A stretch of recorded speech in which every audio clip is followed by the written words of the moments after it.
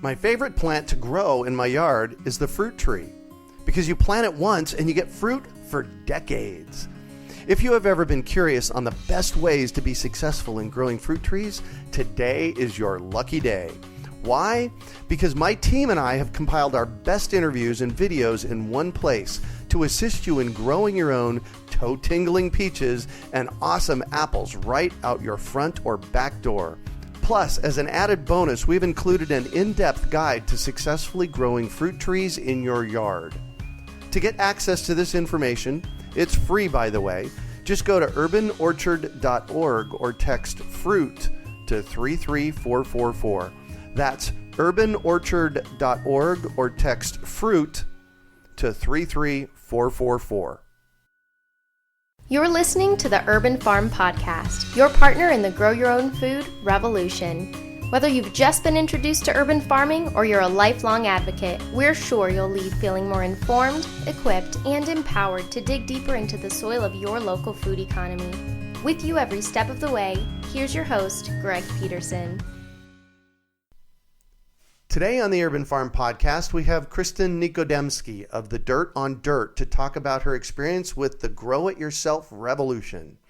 As the product manager for Arborjet and The Dirt on Dirt, Kristin divides her time between marketing, supporting, and developing products for the horticulture industry. From her early days helping her father in the yard, working for garden centers, and professionally managing consumer garden brands since 2010, Kristin brings a wealth of experience to the table.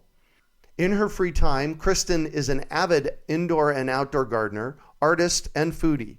She is a graduate of the Salve Regina University. Welcome to the show today, Kristin. Thank you for having me. I'm excited to be here. Absolutely. So I shared a bit about you. Can you fill in the blanks for us and share more about the path you took to get where you're at now? Sure. Well, basically growing up as a kid, I was always helping out my dad in the yard and that sort of thing, and always had an interest for plants. And then eventually I decided to actually work for a garden center for a little bit. And it was always kind of cool to be like, oh, I know what that plant is, and I could name a certain perennial, or I know all the annuals, and it just kind of always piqued an interest for me. And then I had to go into school for art. So I was a painting fine art major. And so I kind of always had an appreciation for my surroundings and that sort of thing. So now that I've kind of come full circle here, it's been a great, fun experience, and I'm glad to be back into kind of where I started from in the first place. Yeah. The other thing too is my mom's side of the family has an organic farm. Wow. In Michigan. And so that's been organic for, I believe, 40 years. So it's been organic before it was kind of a thing to be organic. And my grandfather basically saw the effects of pesticides around his neighbors and whatnot, and basically decided that he wanted to do something different. And so I've always grown up with an appreciation of, where food comes from and the work that goes into that. Right. And there's, we would go up there for the summer, and there was nothing better than, going out to the garden, picking some tomatoes or peppers or Swiss chard, and going in and then eating that for dinner. And so I've always had just an appreciation for that. And now that I get to do some of that myself, or at least, help to influence or be involved in that, it's been really great. Nice. It sounds like, so you were into gardening when you were younger. You took a respite in the middle, and now you're back to it.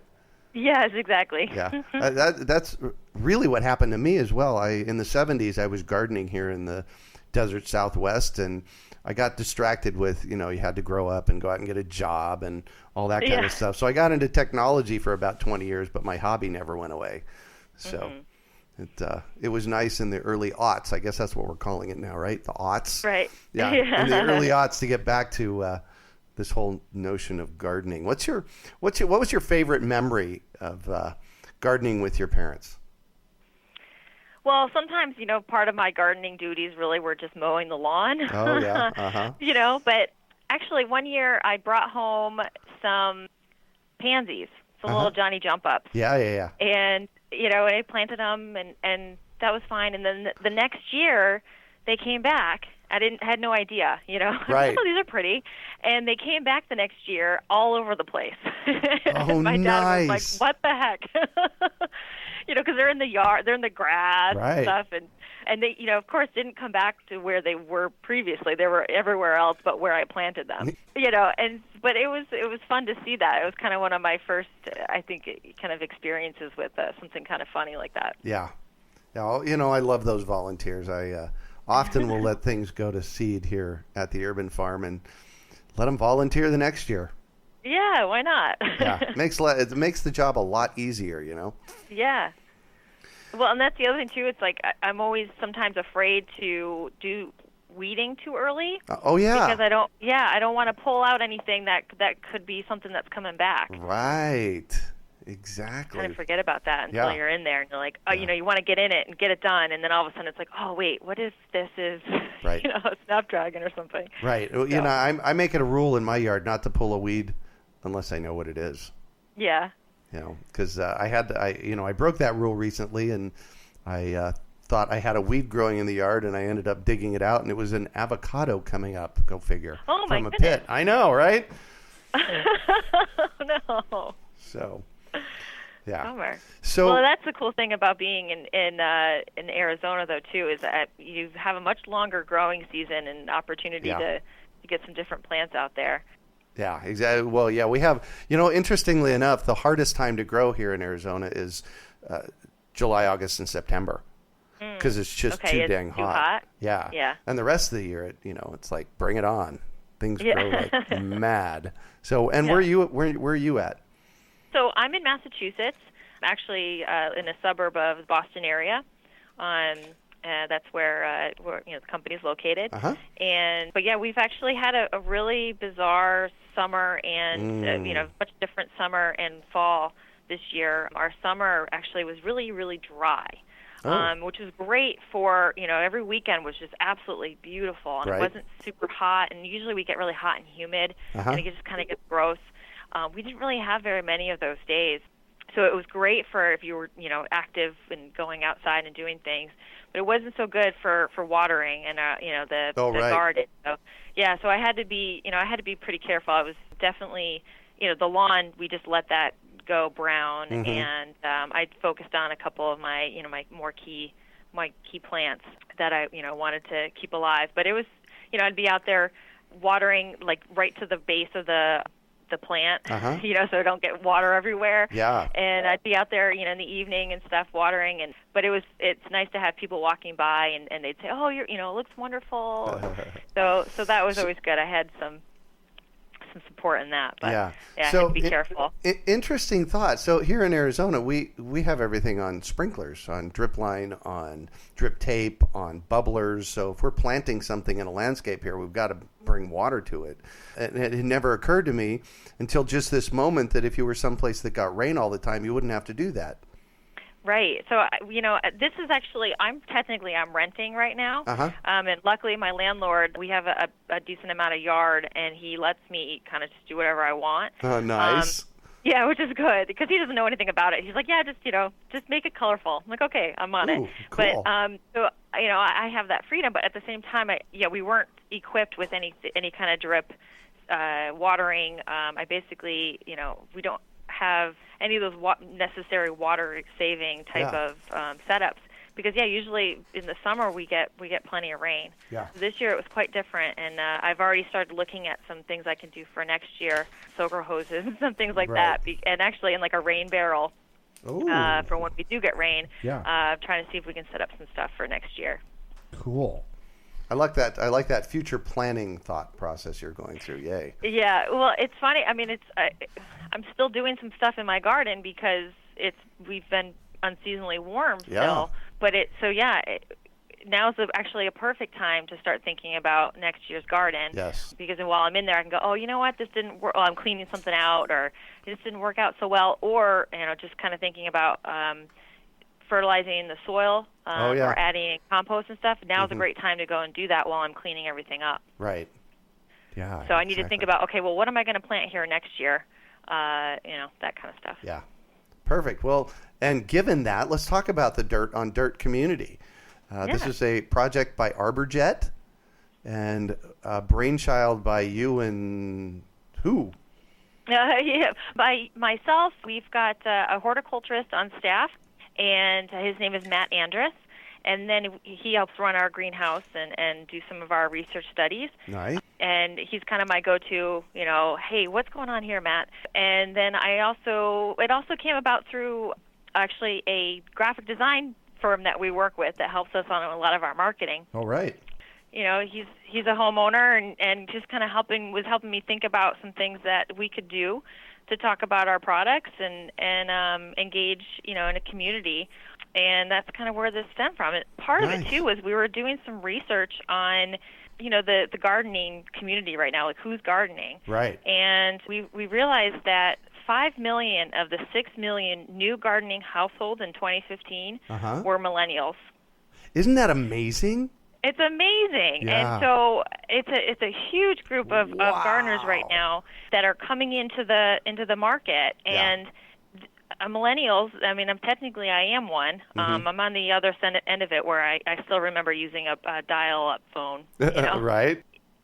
This group right now, we're really involved in social media and using the internet. Yeah. And so we wanted to be a resource for people, regardless of their age, but we wanted to be a resource and a community. And so I think this is a great opportunity to do that while we have this new group of gardeners. Oh, big and time. they're not just like a new group of gardeners; they're a group that's been very aware of living a more sustainable lifestyle. Yeah. And so it really just kind of matches up really well with what we're doing. Yeah.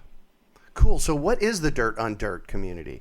Yeah. So the Dirt on Dirt, it's a place where we basically engage, or we try to encourage content around gardening, whether it's specific to our products or not. Some of it's just like, talking about what blossom end rot is, or some fall gardening tips, and, just seeing what people are doing, what kinds of problems people have. There's a blogger that we've been friendly with who she just put together some 5 things that she did wrong, Right. And just, it's like, it's okay to make these mistakes. And so just basically trying to talk about gardening and be a resource for people, as well as just have some really beautiful content on there too. So we've got some really beautiful images, some things that either we've taken ourselves or we've found that I think makes you feel good about gardening and what you're doing, and just trying to encourage that sustainable lifestyle. Nice. So it's actually trying to get dirty a little bit. Right. So exactly. I kind of forget about this, but one of the things we looked at was there's this group of women right now that have been calling themselves dirty girl gardeners, and so I'm on board. And basically, it's just these are people who want to be growing their own food, or at least provide food and resources for their families, right, and aren't afraid to get a little dirty, and and let their kids get out there with them and learn about where their food's coming from, and how the plants, what they need to grow, and all that kind of stuff. So we're encouraging people to get dirty with us, and so that's part of it as well. Yeah. So why the Dirt on Dirt? And we joke about this because a lot of people who are really into soil don't like to say dirt. Right. And so we were a little concerned about that a little bit, but we wanted to at least kind of put the focus on the dirt, on our soil, because that's really, if you need to nurture that before you can really have a healthy plant. And so that's where everything comes from. That's the source. And there's a lot going on in there that there's still scientists that are still learning so much about it. And so that's kind of where everything stems from. That's where we go back to, right, in the end. Yeah. So it's part of the whole cycle of life, and it's really kind of where we need to start. Yeah. So why is dirt so important? Talk to me about that. And then there's a 2-part question. Why don't people like calling it dirt? Let's start there. Yeah, I think dirt kind of gets a negative connotation. Yeah. Oh, it's dirty. It's, there's so many things out there about being clean. Yeah. I actually, even just like the whole antibacterial soap, Right. So I think it's just gotten a negative term, and we're trying to reverse that, and play off of getting dirty and having fun with it, because the reason it's so important is because that's where all the microbiology is. Right. And so the microbiology is needed to help either form a symbiotic relationship with the roots, like the mycorrhizae will do, or it's there to help break down the components so that the essential elements are available to the plants. Yeah. And, generally they really just need three things, which is the nitrogen, phosphorus, and potassium. But there's all these other things too, like iron and magnesium, that are really important to a plant's, having vigorous leaves, or being green, or even just the balance of that affects, when a plant is going to start to fruit and flower and that sort of thing. Right. So all those components are in the soil, and they're pretty much already there. Mm-hmm. So really what you just need to do is just kind of just keep all that active and boost it, and then continue to nurture it. Yeah. Perfect. I consider dirt one component of healthy soil. Mm-hmm. You want to play a little game? Okay. So I say there's 5 components to healthy soil. Okay. Dirt, which is where the micronutrients are at, and it's really needed. You mentioned a second one, the mycorrhiza and the life in the soil. What are the other 3? You want to try and take a guess? Putting you on the spot here. I know. Oh, geez. All right? Let's address it from another direction. What's your view on what healthy components of healthy soil are? I think it's the soil having life in it. Yeah, life is absolutely a big piece of it. Yeah, so if that's not there, if you have a sterilized soil, then it's not really going to do anything for you. It's Right. just kind of a carrier to help hold things in place. Yeah. But with that, you also need to have some airspace in your soil. Exactly. And perfect. As well as water, of course. Yep. So, exactly. So a good soil allows for those things to be there and in a balance. Yeah. But perfect. Am I close? You were dead on. And then organic matter. Okay. Yeah. Okay. So there's dirt. So here's what I say. I say there are 5 components of healthy soil. It's dirt, organic matter, everything that's alive in the soil, airspace, and water. Yeah. And when we get a nice balance of that, we get nice, healthy plants that make nice, healthy food for us to eat. Yes. Yeah. So, Agreed. Yeah, and I think you're right about people. Dirt gets walked on, and metaphorically, and so on and so on. So. Mm-hmm. So what are Arborjet's new natural and organic products that home gardeners can use in their, I love this term, GIY gardening? So tell us what GIY is. So grow it yourself. Uh-huh.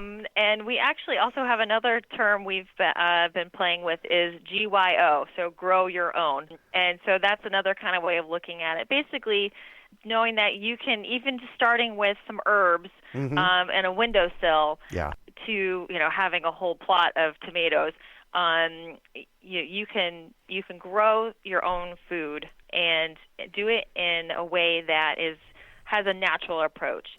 Organic is always, I think, a great way to start. Mm-hmm. But sometimes some things things can be organic without being certified. Right. And so I just want to stress that OMRI, for instance, is it's the best, I think, certification of organic standards.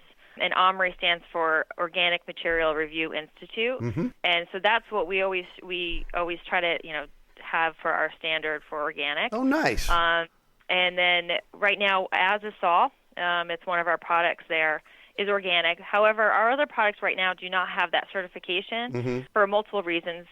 One, it's extremely expensive. Right. And 2, on a couple of the products, I'm still working on I might have some label changes to make on them because we also try to have everything made in a way that the states will recognize. Oh, right.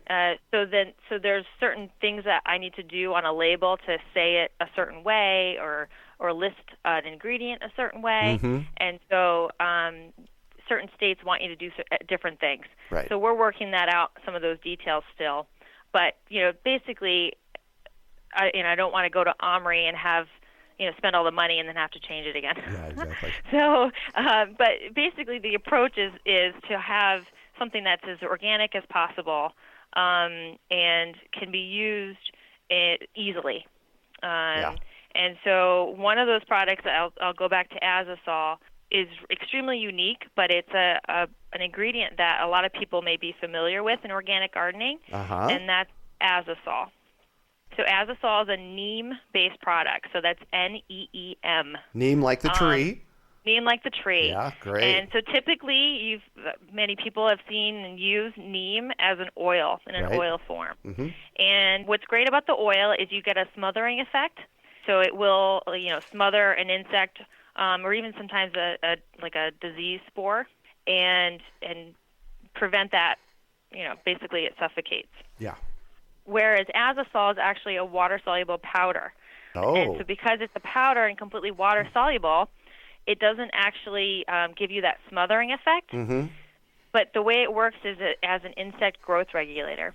So it actually stops the insects from feeding and from going to their next stage of life. Right.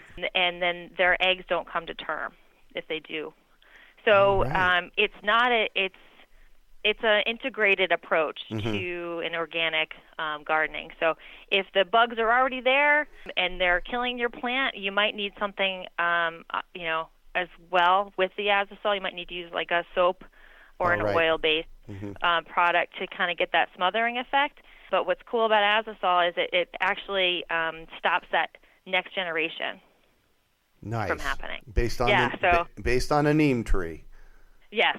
God, so it is. And neem is, it's really quite amazing. People use neem for all sorts of things all over the world. Yeah. I've talked to people who use the neem branches and they chew on it, kind of like just like a toothpaste. Yep. And there's neem teas, and so it's a really, there's all sorts of compounds in neem, and the one that we use for insect control is called azadirachtin. And so you want to look for an azadirachtin percentage in a neem product, and then that's the one will help with giving you an insect growth regulator activity. Azadirachtin? Yep, azadirachtin. Wow.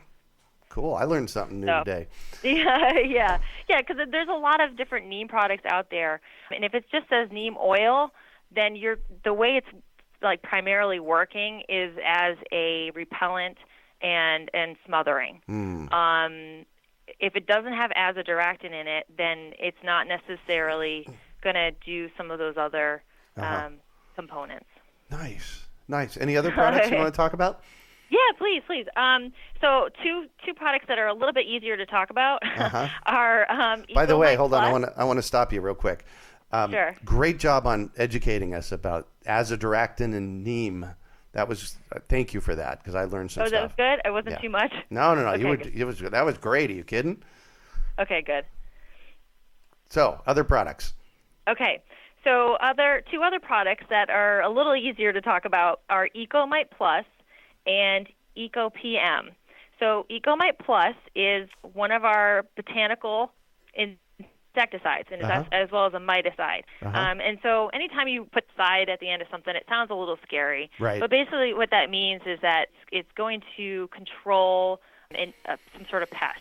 And with Ecomite Plus, it's going to work on mites. It will work on mealybugs, aphids, basically any of those kind of soft-bodied insects that are kind of hanging out on the outside of your plant. So this is strictly a contact product. Right. And so it's made of rosemary, nice. rosemary extract, rosemary oil, peppermint oil, and cottonseed oil. So you get the oils where you get that smothering effect. But what's cool about it is with the extract in there, It helps us get really high active ingredients, and we make the extract ourselves.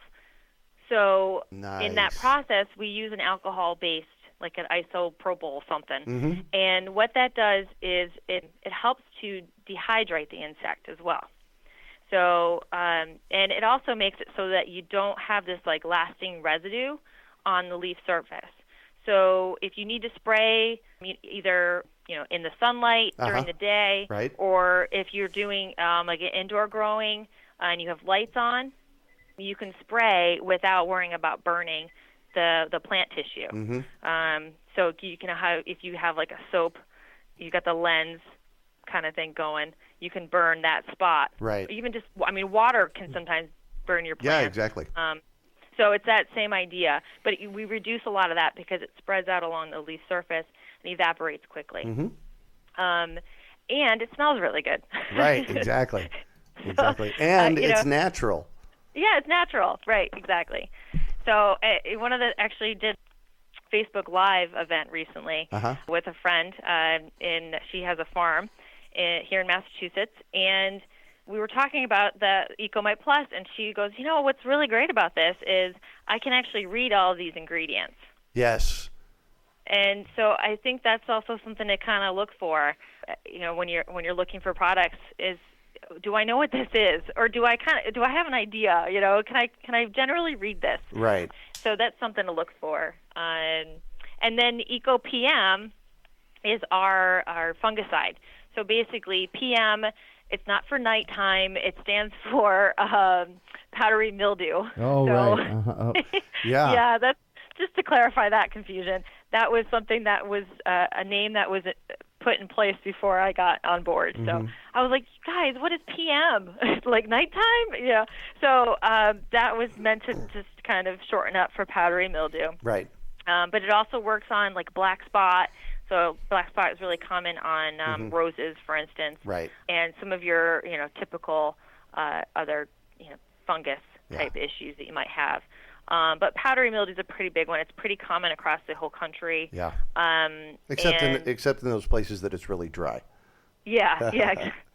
But even that, actually, I've been surprised by some of that too. Like I don't know if it just maybe has to do with application of when you water or something like that, or if you just you still get some humidity in the air. Yeah. Because you can be humid without having a whole lot of rain.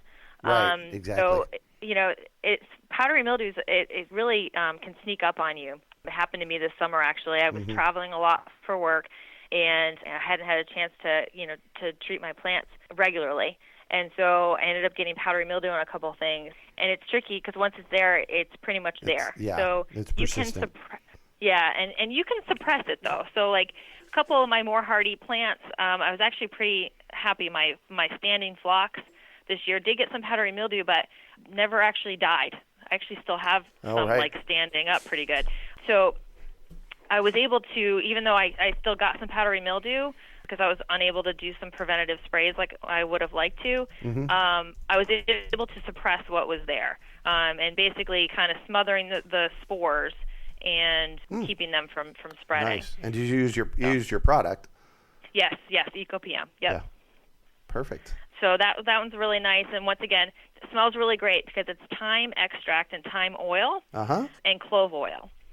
So once again, like really nice smelling, works really nicely. And we have those in both a ready-to-use, so something that you can just buy the bottle and spray. Or if you want to mix your own solutions up, you can do that too. So we have concentrates. So if you have maybe a larger garden space that you need to take care of, we have that option. Perfect. Where do we find those products at? So those are available at The Dirt on Dirt, as well as your local garden center. So we are still fairly new. It's been a couple years, and we've been in the market, but they're still pretty new in that sense where nationally being distributed at garden centers, we still have some states that we're working on. Yeah. So if your garden center does not have it, ask that they bring it in. And if that's still not working, then you can come to The Dirt on Dirt. We're actually offering a promo code right now, exclusive for you guys here listening. Perfect. Yay! Thank you. It's so it'll be 10% off your first purchase. And it's Urban 10, so the number 10. Perfect. It's thedirtondirt.com. Thedirtondirt.com. So, Kristin, thank you so much for all that great information. And I'm going to shift on you, and I'd like for you to talk about a time you failed, how you overcame that failure, and what you might have learned from it. Ooh, tricky question. Okay, so, one of the things that I always feel like I don't really necessarily fail, but I definitely make mistakes. Mm-hmm. And so, in terms of learning from them, that's the key, right? So one of the things that I've done, I tend to do every year, is I don't start small. I always kind of go for it, and then I end up either having plants that don't make it, or I have to spread things around, and then everything's crowded. And so I think one of the things I may have not necessarily learned, because I do it time and time again, but is start small, because I don't have to plant every single seed that I have. Oh, yes, we do. So, and the other thing too is to kind of there's like a gut feeling on things, right? And so as much as like this year, for instance, I knew I was planting a little bit too early. I started some seeds indoors, and I was like, this is a little early, but it's a nice day, so I'm going to do it. And really, I shouldn't have, because I should have waited another 2 weeks, because we ended up getting frost into I think the beginning of May. So I had to keep waiting to put the plants out, and then a couple of them just didn't do well, and then I didn't water them, and what a mess. So I should have waited. Yeah, well, and here's the place where we experiment, because the other side of that is, because if it was beautiful for those 2 weeks, then you would have had thriving plants. That's true. Yeah. So, it's always, especially for our listeners out there, especially at the beginning of the season when things are starting to warm up, it's always, you're playing a game here. And, this last year we didn't get a freeze, so I literally could have planted my tomatoes in January and been harvesting tomatoes by, March 15th this past year. And, so it's a game where we experiment. Definitely. Yeah. No, I guess there's always succession planting as well. So, right. You put out a few crops and then something happens. Well, be ready you can always come back and do more. Yeah. And so that's something I need to make sure. All right. So tell us more about that term, because some of our listeners might not have heard it. Succession planting. Yes. So basically, say April, I go out and I put out a bunch of plants. Mm-hmm. Certain things, one, like maybe lettuce, for instance, once that starts to be able to be harvested, it's good to be able to go back and also have some plants ready to put into the ground. Right. Or at least seeds, that's fine too. But consider that if you want to be harvesting all season long, right, then you should be planting things at different times. Yeah, maybe every 2 weeks, and I guess it depends on the crop too. Yeah, the crop and how much space you have, I guess too. Yeah. But I mean, the other thing too, like lettuce, for instance, is something that once it starts to get warm, it can bolt. It can go to seed really quickly. Yeah. And then if you don't have another some more lettuce growing, then you're not going to have lettuce until for another couple of weeks. Right. Something to consider. Yeah, exactly. It depends on the type of crop in terms of how quickly it grows and when you would actually be harvesting. Yeah. But Great place to look. I love succession planting. So, yeah. What do you consider your biggest success?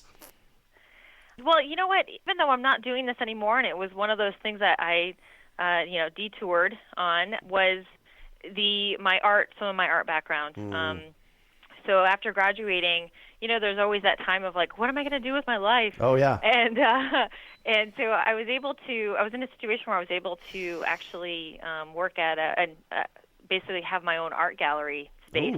I shared it with other people, but they were never there. So It basically became mine.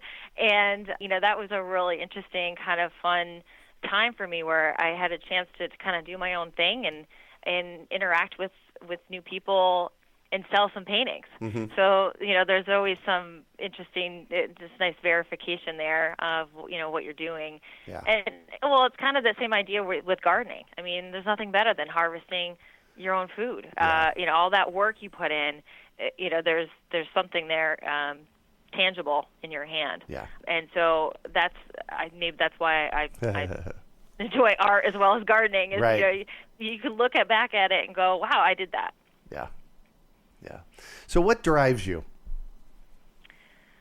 Well, on that note, actually, that kind of goes in nicely together. Now that I think about it, yeah, I like progress. I like being able to look back, stand back, and go, okay, yeah, that's something I did, and I can be a perfectionist at times, and so sometimes it's good for me to stand back and go, okay, well, yeah, maybe that didn't go right, or this took longer than you thought, but you got it done. And so I think that's a big driving factor for me. The accomplishment piece.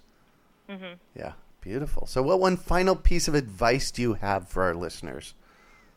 Well, I think the main thing is the soil. I actually didn't talk too much about our products on that front. Well, let's do it. But, we got a couple minutes real here. Quick, something to think about is we've got two other products that we apply to the soil. Arbor Char, and we've got a line of 3 products of that: Arbor Char All-Purpose, Root Flower and Fruit, and Summer Stress.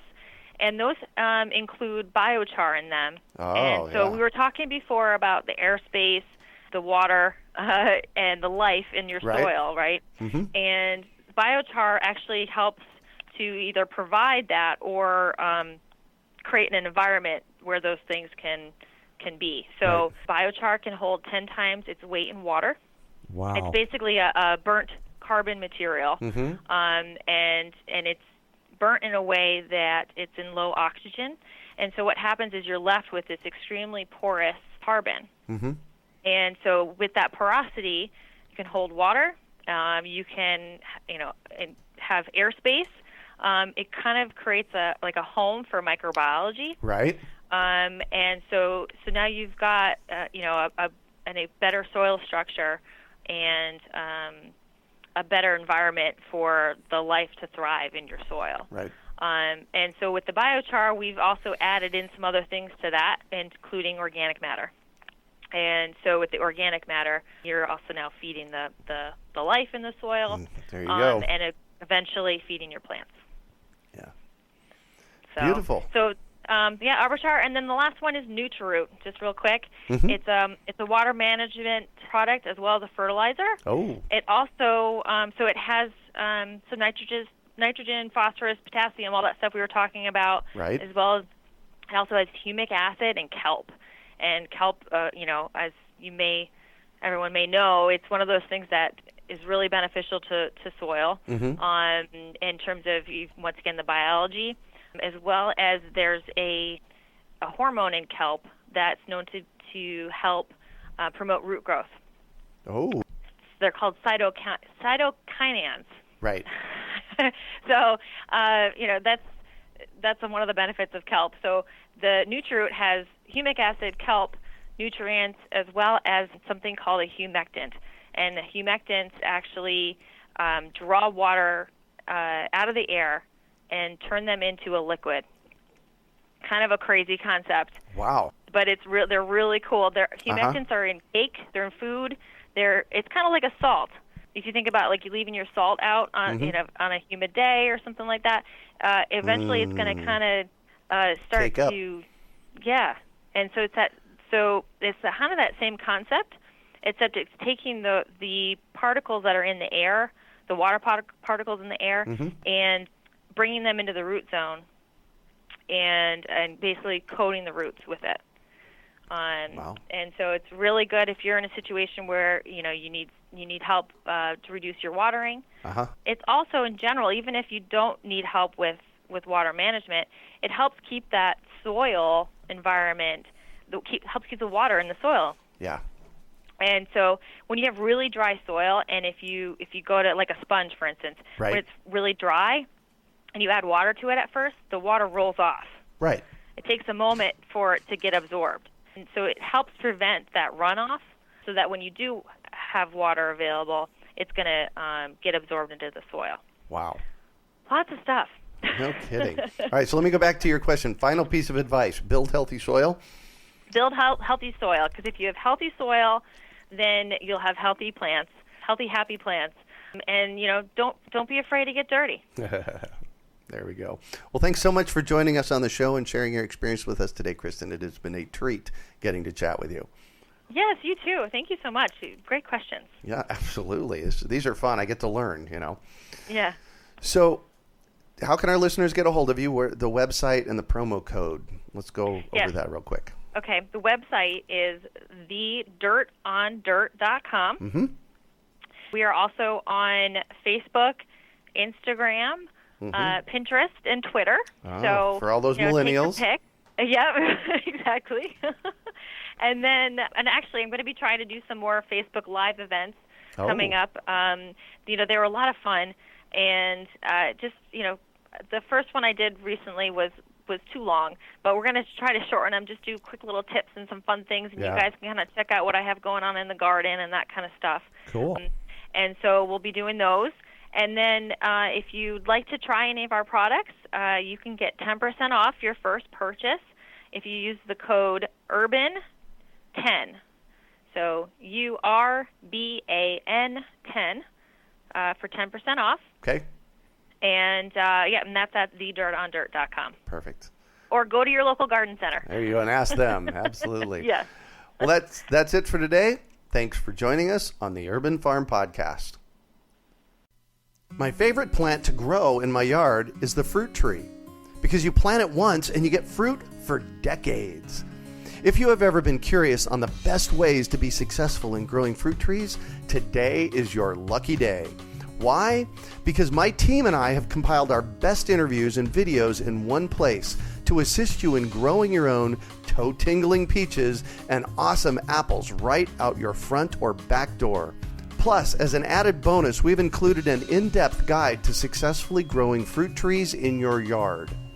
To get access to this information, it's free, by the way. Just go to urbanorchard.org or text FRUIT to 33444. That's urbanorchard.org or text FRUIT to 33444. We hope you enjoyed today's episode of the Urban Farm Podcast. Remember to listen 3 days a week for tips, advice, and resources to help you on your journey with urban farming. You can find us on the web at urbanfarm.org or send us an email to podcast@urbanfarm.org.